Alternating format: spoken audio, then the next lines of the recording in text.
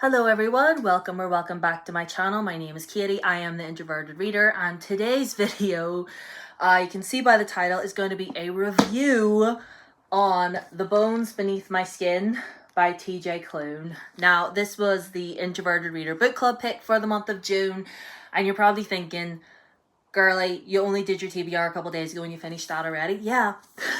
Well, it's quite short, and I actually started this early. I started this like towards the end of May, and I'll be honest with you, this was a really fast read. I'll say that. Like, I'm a fast reader anyway, but I mean, depends really on the book, really. I mean, I am a fast reader, but if the book's bad, then I go slower. But this actually took no time at all. Like, I started and then I was just getting into it. I was into it. So anyway, let me tell you what this is about. This is about our main character. Let me bring you a bit closer. Okay. This is about our main character, Nate. And he is, he's going through a bit of a tough time right now. But let me just hydrate, first of all. I nearly forgot to. Let's hydrate. Oh, my throat was really dry there. Anyway. So this is about our main character, Nate Cartwright, and it's set in 1995. Fun fact, I was 3. And he is not having the best time of it, like I just said. His parents are both dead. His brother has disowned him, and all he has left from his parents is this old dusty truck and their old cabin in the middle of Oregon, in the middle of Betfeck nowhere. I don't know anything about Oregon. I'm sorry. I'm assuming there's mountains and wood everywhere. Anyway, they have a cabin out there, and he's he doesn't care about it. He doesn't care about the truck. He doesn't really care about anything, because on top of everything going on with his family, he's also lost his job.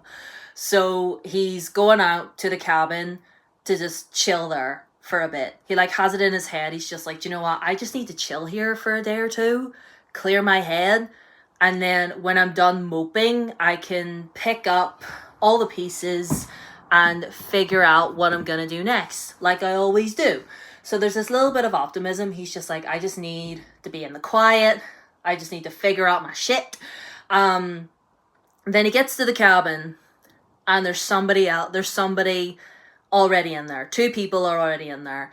A man called Alex and this little 10-year-old girl who refers to herself as Artemis Darth Vader. Yes, Artemis, named after the Greek goddess, and Darth Vader after our Dark Lord Vader. So yeah, they're in there, and is a bit of a confrontation with Nate and Alex. Alex has a rifle and he's pointing at him. He's like, who are you? Who do you work for? Like, blah.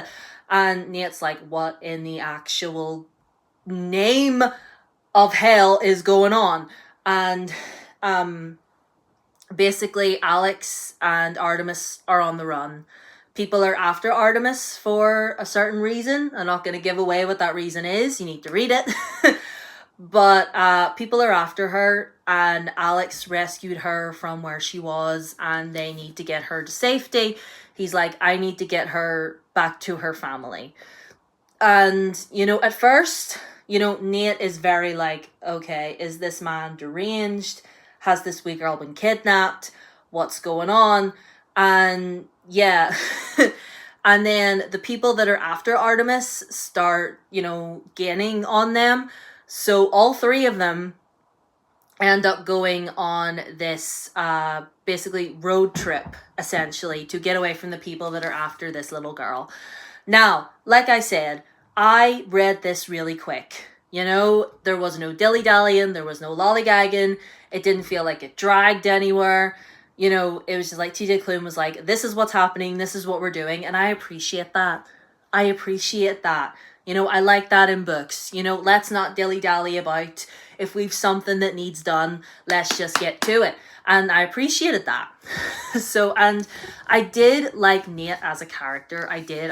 You feel really sorry for him because, everything's going on with his family and losing his job. And It's definitely highlighted that what happened with his family and the fact that he was so distant from them to begin with, even before his parents passed away, was because he was gay. And there's a part where he talks about his parents finding him in bed with a man, and his dad starts screaming at him, saying all these horrible, hurtful things. And yeah, that's basically the reason why his brother disowns him, essentially. So if anything like that is a bit triggering for you, or too triggering for you, then just tread lightly when you're reading this. So I did enjoy all of that. You know, it definitely made Nate feel very fleshed out. You do feel really sorry for him because it's very real. It's very real. And one thing that TJ Klune does so good in not just this one, but in nearly every book I've read from him, is the whole chosen family or found family. You know, like, your family doesn't necessarily have to be people that you're related to. It can be people that you choose to have around you, and how important that is, especially for queer people. Excuse me. I talk too much and my throat gets dry. Anyway, so yeah, and how important that is for queer people, and how important it is for queer people to have a safe space. And yeah, I loved all that. I loved all that. I mean, the only reason I guess I'm not giving this a full 5-star is, well, mainly because of Alex and Nate's relationship. There is the romance between the two of them. And I'll be honest, it felt underdeveloped for me. I wasn't all that invested in it. You know, you see them getting closer, you see them becoming friends, and yet things escalated rather quickly. I mean, that happened really, really fast. I was like, okay. And Artemis, as cute a girl that she is, she she kind of got everybody to do what she wanted a lot, because she was like, because I'm Artemis and I'm cute and I'm quirky, and you know, you have to do this because I said so. You know, it gave off that vibe. It gave off that vibe when she's trying to push the two of them together. She's like, it's sort of like, you know, you like him and you like him and you should be together, and I like you too and you should be together because I said so. You know, it's like she kind of forces them together, and it doesn't feel real. It doesn't feel real, if I'm being honest with you. And Alex, I felt like I didn't really know him at all. You know, he was kind of this burly, bigger guy. He's a Marine, you know, ex-soldier, and very much so in that regard. And it's just like, okay, you carry a gun around a lot, you grunt a lot, and that's your entire personality, okay? So really that's the only reason why I would dub it down to the 4 that I've given it. It's a good solid medium 4-star. You know, it's just that all that stuff with the characters just felt a bit underdeveloped for me. I did like it. All in all, it was very emotional. It was very sweet. It was very heartwarming.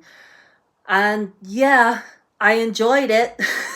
I enjoyed it. It was definitely better than some other TJ Klune books that I've read over the past wee while, like In the Lives of Puppets and the House in the Cerulean Sea sequel. That Why Does That Exist? I'm sorry, why does that exist? Anyway, that's forget I said that. Anyway, I thoroughly enjoyed my time reading this. I know that it was published previous in 2018. So if you read this when it was indie published, if you've already read it, what did you think of it? If you read it for the first time here when it was traditionally published like I did you enjoy it? Do you feel the same way I do? No spoils, obviously, in the comments. We don't do spoilers in this house. But yeah, I gave this a good solid 4 stars. I had a really good time. So, let me know all your thoughts and feelings and opinions in the comments.